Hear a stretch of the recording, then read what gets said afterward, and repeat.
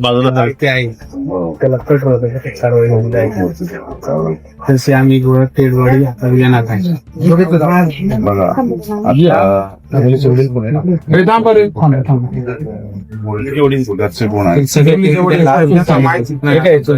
चुलते चुलता आहे. त्याच्यात आरोपीला ताब्यात घेण्यात आलं आहे. त्याच्यावर आपण आता त्याची अटकेची कारवाई करणार आहोत. पंचनामा चालू आहे. फॉरेन्सिक टीम आपला काम करते. सध्या गुन्हा दाखल करीत आहोत.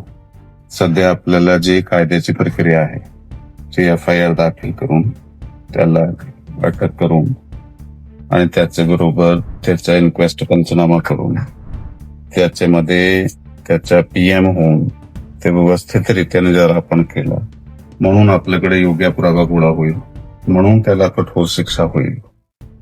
बरोबर आहे. त्यामध्ये पोलीस आणि जे कायद्याचा काम करणारे काम करतात तुमच्या सहकार्याची गरज आहे. जिथे तुम्हाला कमतरता वाटत असेल तिथे तुम्ही स्वतःहून येऊन आम्हाला सांगा. आम्हाला काय पाहिजे शिक्षा झालेली पाहिजे.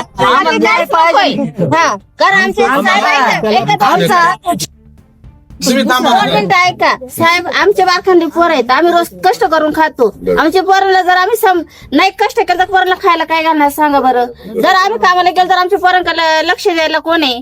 आम्ही हिशोब वाटतो शाळेमध्ये. त्या पुरी आजारी होती म्हणजे तिच्या बापांनी घरी ठेवली. त्याच्यानंतर ती मला गेले 9 वाजता 10, 11, 12 वाजता पोर लगेच गायब होती. कशी काय होती म्हणजे आम्ही काम करायचं का नाही करायचं, खायचं तरी काय मग. साहेब ऐका ना, आमचं असं म्हणणं आहे आम्ही तुम्हाला सहकार्य करायचे ते करू, पण आमचं असं म्हणणं आहे आरोपीला कठोर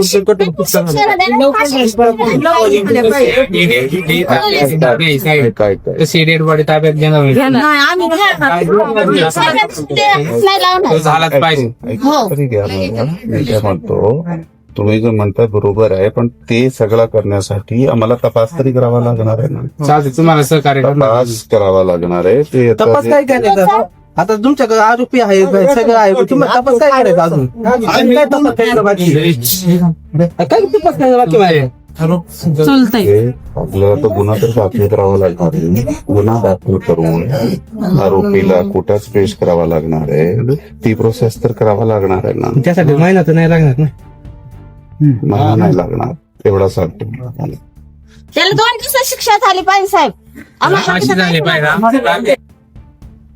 2 दिवसात शिक्षा झाली पाहिजे. कारण चांगली दादा पोरी नाही. साहेब सगळी कट्टकरी लोक आहेत. कोणाला एवढं नॉलेज नाही किंवा त्यांच्या भावना तीव्र आहेत हे तुम्ही थोडस लक्षात घ्या. आणि दुसरी गोष्ट ऐका 2 मिनिटं. दुसरी गोष्ट तुम्हाला एक सांगतो. पिंपळवंडी हे मोठे गाव आहे तालुक्यामधले. इथलं पिंपळवंडीचं आउटपोस्ट गेले 8 ते 10 वर्ष बंद आहे. आणि आमचा सरळ इथं आरोप आहे तर इथं कायदा व्यवस्थेचा अजिबात इथं सुव्यवस्था नाही. हे आमचा आरोप आहे स्वतः. 8-10 वर्ष आहे ना बघ तुमचं आहे ना. 8-10 वर्ष बंद आहे.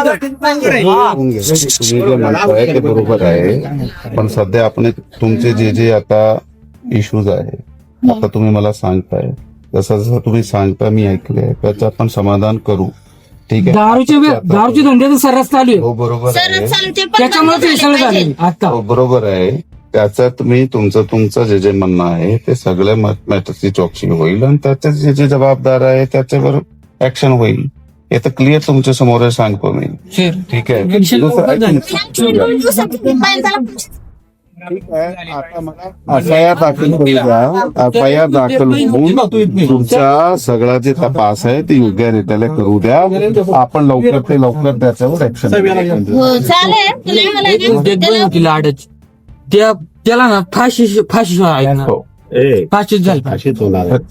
पण आता तुम्ही लवकर ऐकून घ्या. जास्तीत जास्त लवकर त्याला फाशी झाली. लवकर कारण आमच्या पण बाकीच्या आया बहिणी आहेत, पुरी आहेत, सुरी आहेत, नाते आहेत, गोते आहेत, कुणी पण आहेत. आम्ही रोज कामात धंद्याला म्हणून आम्ही आलो ना. हो